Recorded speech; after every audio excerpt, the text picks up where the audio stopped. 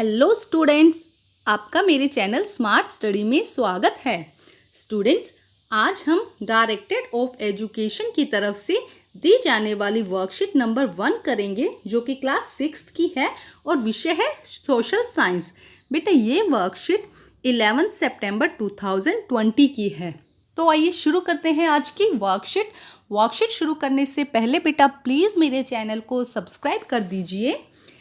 तो देखते हैं आज की वर्कशीट, सौर मंडल में पृथ्वी, विषय खगोलीय पिंड।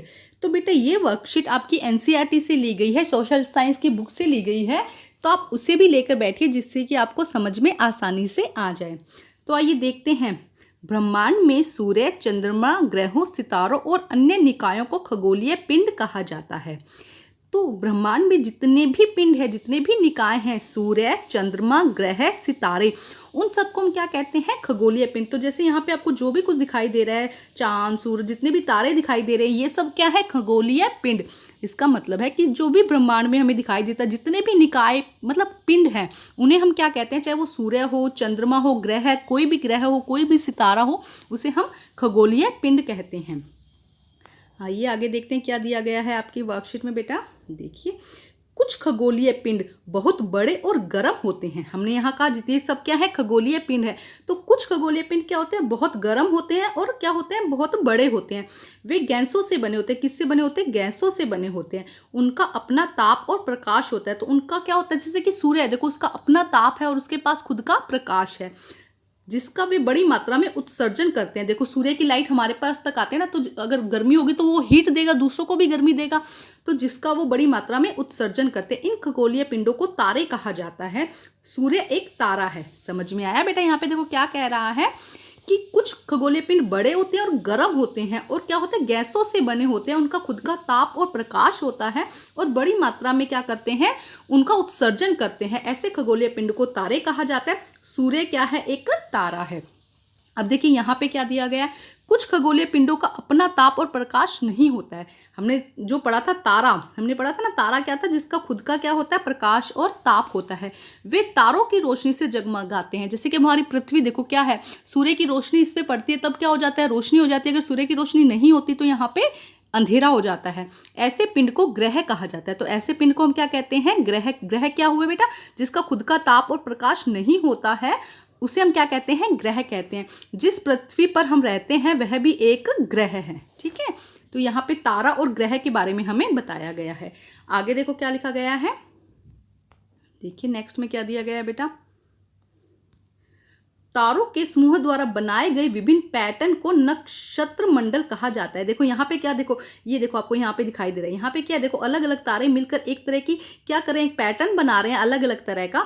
तो इसी तरह तारों के द्वारा, समूह द्वारा बनाए गए पैटर्न को हम क्या कहते हैं? नक्षत्र मंडल। देखिए यहाँ पे देखो अलग अलग तारे, तो ऐसे होता है अलग अलग शेप बन जाती है। तारों एक दूसरे से इस तरह व्यवस्थित होते हैं जिससे क्या बन जाता है? विभिन्न पैटर्न बन जाते हैं, जिसे हम नक्षत्र मंडल कहते हैं। ठीक है, पृथ्वी की तरह हमारे सौर मंडल में अन्य 7 ग्रह हैं। जैसे पृथ्वी क्या है? एक ग्रह है, उसी तरह अन्य 7 और ग्रह हैं। तो टोटल ग्रह कितने हो गए बेटा? टोटल ग्रह हो गए 8। तो पृथ्वी जो सौर मंडल में कितने ग्रह हो गए? 8 ग्रह हो गए। ठीक है, तो आइए बेटा अब हम क्वेश्चन आंसर समझने की कोशिश करते हैं कि क्या दिया गया है क्वेश्चन आंसर में। निम्नलिखित प्रश्नों का उत्तर दीजिए। तो ये आपको अपनी वर्कशीट में करना है बेटा। तो देखिए फर्स्ट क्वेश्चन क्या है? खगोलीय पिंड को परिभाषित करो। तो आइए इसका आंसर करते हैं बेटा। तो देखिए फर्स्ट क्वेश्चन का आंसर बेटा ये है, आपके पूरा का पूरा आपको ऐसे ही लिखना है। ये है फर्स्ट क्वेश्चन का आंसर।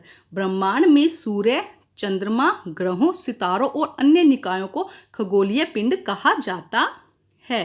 तो ये है फर्स्ट क्वेश्चन का आंसर। ठीक है स्टूडेंट, ये देखिए ये है फर्स्ट क्वेश्चन का आंसर।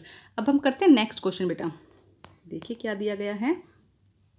एक ग्रह एक तारे से कैसे अलग है? तो बेटा यहाँ पे वो पूछ रहा है कि तारे और ग्रह में अंतर बताओ। तारे और, तो आप ऐसे करेंगे, एक तरफ तारे लिख देंगे, एक तरफ ग्रह लिख देंगे, उनमें अंतर बताना है। ठीक है स्टूडेंट, तो देखो बेटा यहाँ पे ये पैराग्राफ दिया गया है, आपको सिर्फ यही लिखना है, इसके अंदर और कुछ नहीं लिखना।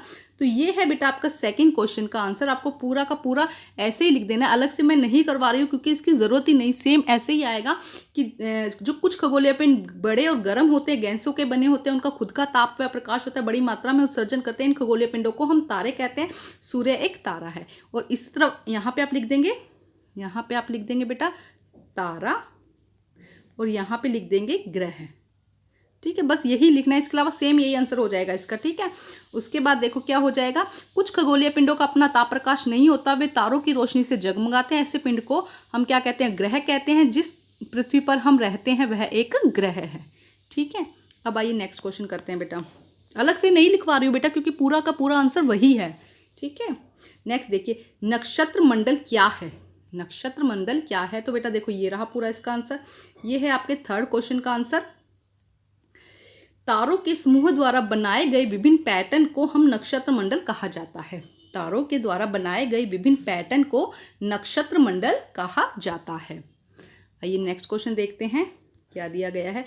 हमारे सौर मंडल में कितने ग्रह हैं, तो यहाँ पे लिख लीजिएगा बेटा, हमारे, थोड़ा ऊपर से शुरू करती हूँ, इसमें लिख लीजिएगा कि हमारे सौर मंडल में 8 ग्रह हैं। ठीक है, क्योंकि वहां पे 7 दिया था पृथ्वी को मिलाकर, तो टोटल कितने ग्रह हैं, 8 ग्रह हैं। हमारे सौर मंडल में 8 ग्रह हैं। ये है फोर्थ का आंसर बेटा। ठीक है, तो बेटा आज की वर्कशीट कंप्लीट करके अपने टीचर से चेक कराइए और प्लीज़ मेरे चैनल को सब्सक्राइब कीजिए। Thank you students.